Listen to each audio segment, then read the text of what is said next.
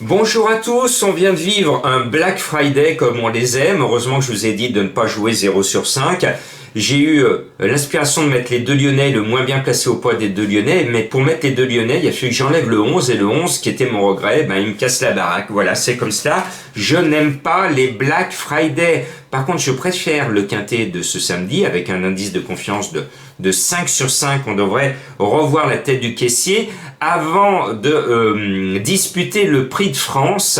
Et comme on n'a pas été sage, on est puni. Le prix de France ne sera pas support du quintet. Il n'y a que 9 partants. Et oui, je le redirai demain, je pousserai un petit coup de gueule sur le fait qu'il n'y ait que 9 partants dans le prix de France, alors que des chevaux de cette envergure, on peut les faire venir quand on prépare et qu'on organise un événement. Bon, j'en parlerai plus demain. On y va avec un tiercé panoramique en 3 chevaux qui me rappelle mes premiers pas quand j'avais 18 ans sur l'hippodrome de Paris. Je n'avais pas de jumelles et je me souviens que j'avais dit à mon papa, c'était départ le Teuster, tiens, joue-moi le 5, là c'est le 4. Et mon papa est allé au guichet, il a joué et on revient, j'avais même pas mes jumelles, on était loin dans les tribunes.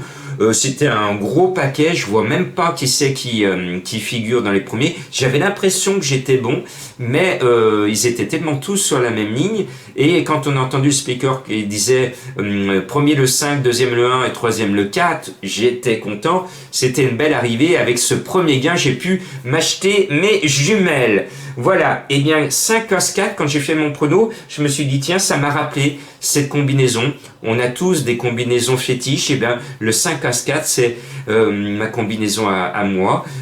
Et puis mon papa il jouait toujours le 3, 9, 11. Voilà, vous aussi vous avez des petits trucs comme ça, votre méthode de jeu, de jouer tout le temps les mêmes numéros. Donc Violetto Jet, pas d'originalité, la plupart de mes confrères le mettent en tête parce que le pauvre, il cherche sa course et le pauvre, il tombe toujours sur un os comme Flamme du Goutier qui était mon coup de cœur et qui le prive du succès dans un quintet dès cet hiver. Bon, avec Franck Nivard, c'est un peu sa course, donc on le met en tête. Et puis Brillant Madrid, que je l'aime bien, l'entourage est confiant, il est de plus en plus brillant. C'était la grande révélation de ce meeting, j'y crois. Et puis le 4 Duel du Gers m'a laissé un peu sur ma faim. Je pensais qu'il allait aligner comme c'était des succès cet hiver.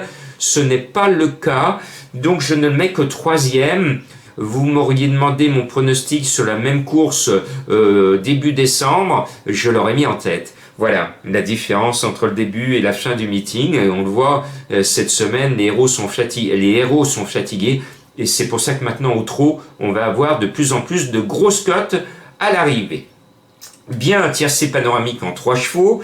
Quartier panoramique que je vais essayer de vous donner en 4 chevaux, eh bien on met le 3 unique Juni avec Eric Raffin sur une valeur d'il y a 2 ans et il est déclassé. Le cheval a montré un peu ses limites, mais il reste estimé, il a encore du moteur, il est bien placé derrière le Teuster, tous les feux sont au vert.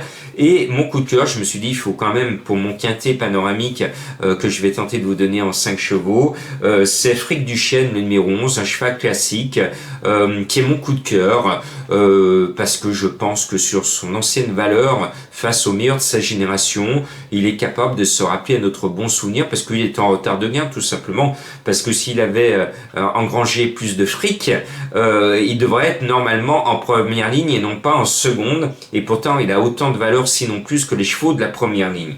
Et puis Jérimôme, c'est un cheval, vous vous souvenez, je vous ai dit qu'il a un petit défaut à l'attelé, c'est-à-dire qu'il verse à droite. Je vous avais fait la démonstration il y a pas si longtemps. Et puis son passage au trot monté semble lui avoir appris à trotter droit. Donc s'il ne verse pas à droite, je pense qu'il va être à l'arrivée. Et puis s'il reprend son défaut de verser à droite, eh ben il risque de perdre des plumes sur le poteau. En tout cas, je l'aime bien. Il m'avait surpris agréablement dans le prix du Cornulier, où il fait l'une de ses plus grandes performances. Et puis, je le surveille depuis le début du meeting, parce que je salue mes amis italiens, le Chianti, on l'aime, le 14, on va essayer de faire sauter le bouchon, parce que c'est la cote de mon prono. Le cheval vient de bien courir dans une course référence qui, à mon sens, était légèrement supérieure. ce 14 avec Robin des Bois au sulky, eh bien moi j'y crois, annoncé à 15 contre 1 dans la presse dans une course où il y a peu de partants, il faut en profiter, et je n'ai pas pu mettre nos deux Lyonnais, il y en a deux de Lyonnais, si je mets les deux, je vais être obligé de mettre un cheval de ma sélection en regret, et ce regret, comme ce vendredi, va me casser la baraque. Donc courageusement, j'ai enlevé Grosse White pour vous mettre Câlin de Morge le 6, qui est un peu plus jeune que l'autre. Je sais que la course a été préparée par son entourage qui est confiant.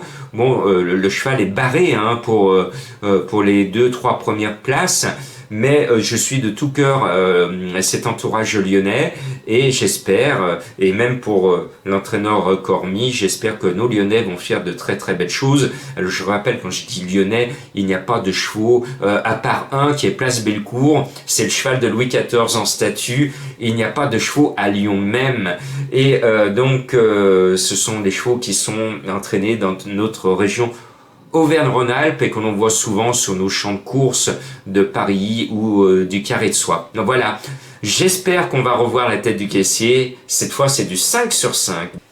Et je vous rajoute un petit cheval mystère. Vous avez été nombreux à me réclamer ces derniers temps une énigme. Donc je reviens pour vous faire plaisir. C'est le week-end, vous avez un peu plus de temps. Alors attention, attention, l'énigme, la définition arrive maintenant. J'ouvre les guillemets. Je sais que vous êtes amateur du cheval mystère. Alors, pour le trouver, vous n'allez pas le demander à Pierre-Paul Jacques, mais simplement à Joe, William, Jack et Avrel pour savoir qui il est. Allez, bonne chasse. J'espère que vous allez dégainer au bon moment pour trouver ce cheval mystère. Bon week-end.